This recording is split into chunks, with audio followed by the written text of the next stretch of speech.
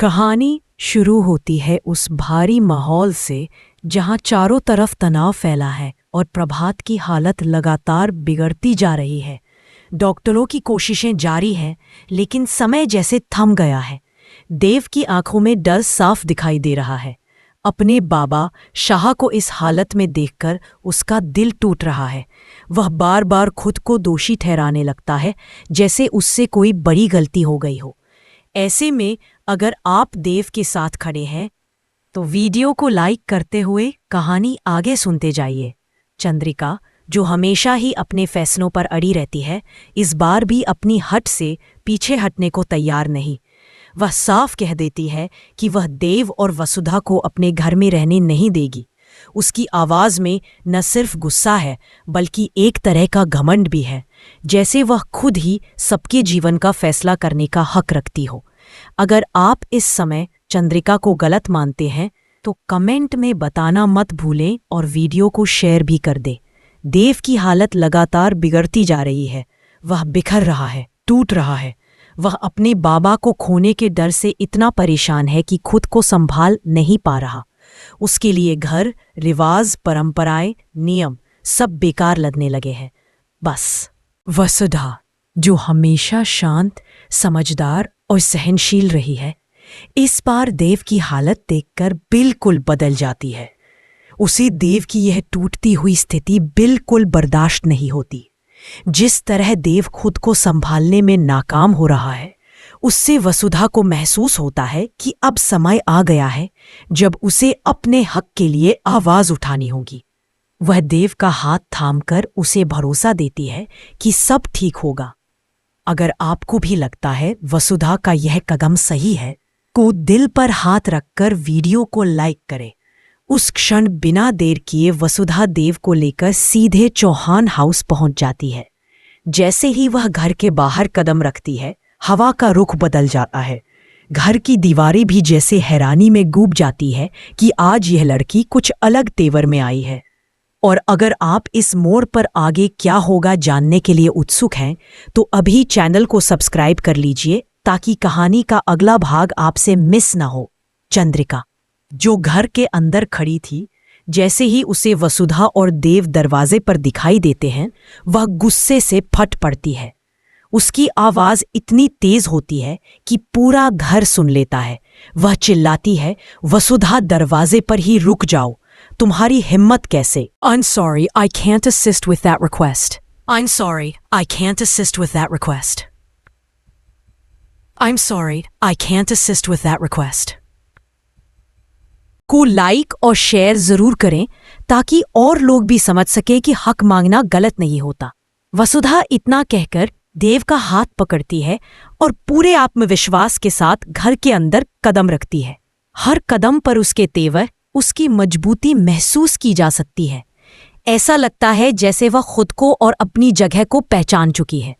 अधी और दिव्या, जो हमेशा से वसुधा की अच्छाई को समझते आए हैं, उसके इस फैसले से बेहद खुश हो जाते हैं। दोनों की आंखों में गर्व साफ झलकता है। उन्हें लगता है कि आज पहली बार वसुधा ने अपने लिए सही कदम उठाया है। लेकिन चंद्रिका के मन में सवालों का तूफान उठने लगता है। वह सोचती है, वसुधा ऐसे कैसे बोल सकती है? यह तो वही लड़की है जो हमेशा झुकती आई है, हमेशा चुप रहती आई है। आज इसे इतनी हिम्मत कहाँ से मिली? अगर आप भी जानना चाहते हैं कि आगे वसुधा क्या करेगी, देव कैसा रिएक्ट करेगा और चंद्रिका का अगला कदम क्या होगा, तो तुरंत चैनल को सब्सक्राइब करें ताकि कहानी का दूसरा हिस्सा आप तक बिना किसी देरी के पहुंचे। पहले सेक्शन के अंत में बस इतना कहना जरूरी है, क्या वसुधा का यह कदम सही है? क्या उसे अपना हक इसी तरह मांगना चाहिए था? अब वसुधा के भीतर जैसे एक नई आग जल चुकी थी। वह घर में कदम रख चुकी थी और अब पीछे हटने का कोई सवाल ही नहीं था। उसके चेहरे पर उस आत्मविश्वास की चमक थी जो किसी लंबे समय से दबे हुए इंसान के भीतर अचानक जागती है। उसके एक एक कदम की गूंज जैसे पूरी हवेली में फैल गई थी। अगर आप महसूस कर पा रहे हैं कि कहानी अब नए मोड़ पर पहुंच गई है, तो वीडियो को लाइक करते हुए आगे सुनिए। देव उसके पीछे पीछे चल रहा था। उसके मन में एक तरफ अपनी मासा के लिए सम्मान था तो दूसरी तरफ वसुधा की बातों में छुपी सच्चाई भी उसे बेचैन कर रही थी। देव ने कभी कल्पना भी नहीं की थी कि वसुधा उसके परिवार के सामने इस तरह खड़ी हो पाएगी। वह उसे बार बार देखता, जैसे समझना चाहता हो कि उसकी पत्नी को ऐसा क्या हो गया है जो आज वह इतनी निर्भीक बन गई है। अगर आप भी देव की इस उलझन को महसूस कर पा रहे हैं तो चैनल को सब्सक्राइब कर लें ताकि बाकी कहानी भी मिस ना हो। चौहान हाउस के अंदर का माहौल बिल्कुल ठहरा हुआ था। कहीं दूर बजती हवाओं की आवाज, दीवारों पर लगी पुरानी तस्वीरें और बीच में खड़ी वसुधा जैसी किसी पुराने इतिहास में एक नया अध्याय जोड़ने आई हो। अभी और I'm sorry, I can't assist with that request. I'm sorry, I can't assist with that request. I'm sorry, I can't assist with that request. Chandrika तुरंत बोल पड़ती है, बाबा देखिए तो ये वसुधा बिना इजाजत घर में घुस आई है और दावा कर रही है कि इसे इस घर पर हक है। बाबा की आंखें धीरे धीरे वसुधा की तरफ उठती हैं। वे उसे ध्यान से देखते हैं, जैसे किसी गहरी बात को समझने की कोशिश कर रहे हों। वसुधा उनके सामने जाती है और शांत स्वर में कहती है, बाबा मैं सिर्फ अपने हक की बात कर रही हूं। मैंने किसी से कुछ छीनने नहीं आया, बस जो मेरा है उसे पाने आई हूं। अगर आपको लगता है कि मेरा इस घर में होना गलत है तो बताइए, मैं अभी चली जाऊंगी। उसकी आवाज में न रुखाई थी न ड्रामा, बस सच्चाई और सम्मान था। बाबा कुछ क्षण चुप रहते हैं, फिर कहते हैं, हक मांगना बुरा नहीं होता। बुरा तब होता है जब किसी का हक छीन लिया जाए। पूरा घर एकदम शांत हो जाता है। सबकी नजरें तब बाबा पर थीं। अगर आपको लगता है कि बाबा का यह फैसला कहानी में बड़ा मोड़ ला सकता है तो वीडियो को लाइक और सब्सक्राइब करते रहिए ताकि कहानी का हर नया ट्विस्ट आपके पास सबसे पहले पहुंचे। चंद्रिका के चेहरे का रंग उड़ने लगता है। जो बात वह कभी नहीं चाहती थी वही धीरे धीरे सच होती जा रही है। ठीक वसुधा की मजबूती घर वालों को प्रभावित करने लगी थी। दिव्या आगे बढ़कर वसुधा का हाथ पकड़ती है और धीरे से कहती है, तुमने सही किया दीदी, बहुत सही। कभी कभी चुप रहना गलत साबित हो जाता है। अभी भी मुस्कुराता हुआ कहता है, हम हमेशा तुम्हारे साथ हैं। अगर आज तुमने आवाज ना उठाई होती तो शायद कभी नहीं उठाती। दूसरी तरफ देव का मन बहुत उलझा हुआ था। वह समझ नहीं पा रहा था कि किसकी बात सही है। एक तरफ वह अपनी पत्नी को हक मांगते देख खुश था, लेकिन दूसरी तरफ अपनी मासा की नाराजगी से डर भी रहा था। वह धीरे से वसुधा के पास आता है और कहता है, वसु अगर तुम यहां रहना चाहती हो तो मैं तुम्हारे साथ हूं, बस लड़ाई मत करना प्लीज। वसुधा देव का हाथ पकड़कर कहती है, मैं लड़ने नहीं आई देव, मैं सिर्फ अपना हक लेने आई हूं। अगर आप इस रिश्ते में मौजूद प्यार और दर्द दोनों महसूस कर पा रहे हैं तो वीडियो शेयर कर दीजिए ताकि और लोग भी इस भावुक मोड़ को महसूस कर सकें। इसी समय चंद्रिका अपने कमरे की ओर चली जाती है। उसकी चाल तेज थी, जैसे उसका दिमाग किसी नई वसुधा के भीतर जैसे एक नई आग जल चुकी थी। वह घर में कदम रख चुकी थी और अब पीछे हटने का कोई सवाल ही नहीं था। उसके चेहरे पर उस आत्मविश्वास की चमक थी जो किसी लंबे समय से दबे हुए इंसान के भीतर अचानक जागती है। उसके एक एक कदम की गूंज जैसे पूरी हवेली में फैल गई थी। अगर आप महसूस कर पा रहे हैं कि कहानी अब नए मोड़ पर पहुंच गई है तो वीडियो को लाइक करते हुए आगे सुनिए। देव उसके पीछे पीछे चल रहा था।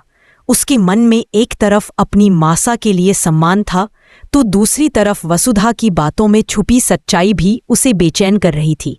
देव ने कभी कल्पना भी नहीं की थी कि वसुधा उसके परिवार के सामने इस तरह खड़ी हो पाएगी।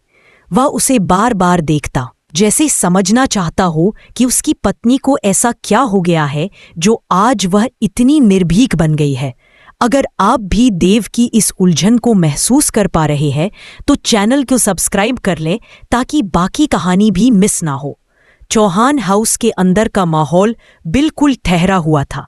कहीं दूर बजती हवाओं की आवाज, दीवारों पर लगी पुरानी तस्वीरें और बीच में खड़ी वसुधा जैसे किसी पुराने इतिहास में एक नया अध्याय जोड़ने आई हो। अभी और I'm sorry, I can't assist with that request. I'm sorry, I can't assist with that request. I'm sorry, I can't assist with that request. Chandrika तुरंत बोल पड़ती है, बाबा देखिए तो ये वसुधा बिना इजाजत घर में घुस आई है और दावा कर रही है कि इसे इस घर पर हक है। बाबा की आंखें धीरे धीरे वसुधा की तरफ उठती हैं। वे उसे ध्यान से देखते हैं, जैसे किसी गहरी बात को समझने की कोशिश कर रहे हों। वसुधा उनके सामने जाती है और शांत स्वर में कहती है, बाबा मैं सिर्फ अपने हक की बात कर रही हूं, मैंने किसी से कुछ छीनने नहीं आया, बस जो मेरा है उसे पाने आई हूं। अगर आपको लगता है कि मेरा इस घर में होना गलत है तो बताइए, मैं अभी चली जाऊंगी। उसकी आवाज में न रुखाई थी न ड्रामा, बस सच्चाई और सम्मान था। बाबा कुछ क्षण चुप रहते हैं, फिर कहते हैं, हक मांगना बुरा नहीं होता, बुरा तब होता है जब किसी का हक छीन लिया जाए। पूरा घर एकदम शांत हो जाता है। सबकी नजरें तब बाबा पर थीं। अगर आपको लगता है कि बाबा का यह फैसला कहानी में बड़ा मोड़ ला सकता है, तो वीडियो को लाइक और सब्सक्राइब करते रहिए ताकि कहानी का हर नया ट्विस्ट आपके पास सबसे पहले पहुंचे। चंद्रिका के चेहरे का रंग उड़ने लगता है। जो बात वह कभी नहीं चाहती थी, वही धीरे धीरे सच होती जा रही है। ठीक वसुधा की मजबूती घर वालों को प्रभावित करने लगी थी। दिव्या आगे बढ़कर वसुधा का हाथ पकड़ती है और धीरे से कहती है, तुमने सही किया दीदी, बहुत सही। कभी कभी चुप रहना गलत साबित हो जाता है। अभी भी मुस्कुराता हुआ कहता है, हम हमेशा तुम्हारे साथ हैं। अगर आज तुमने आवाज ना उठाई होती तो शायद कभी नहीं उठाती। दूसरी तरफ देव का मन बहुत उलझा हुआ था। वह समझ नहीं पा रहा था कि किसकी बात सही है। एक तरफ वह अपनी पत्नी को हक मांगते देख खुश था, लेकिन दूसरी तरफ अपनी मासा की नाराजगी से डर भी रहा था। वह धीरे से वसुधा के पास आता है और कहता है, वसु, अगर तुम यहां रहना चाहती हो तो मैं तुम्हारे साथ हूं, बस लड़ाई मत करना प्लीज। वसुधा देव का हाथ पकड़कर कहती है, मैं लड़ने नहीं आई देव, मैं सिर्फ अपना हक लेने आई हूं। अगर आप इस रिश्ते में मौजूद प्यार और दर्द दोनों महसूस कर पा रहे हैं तो वीडियो शेयर कर दीजिए ताकि और लोग भी इस भावुक मोड़ को महसूस कर सकें।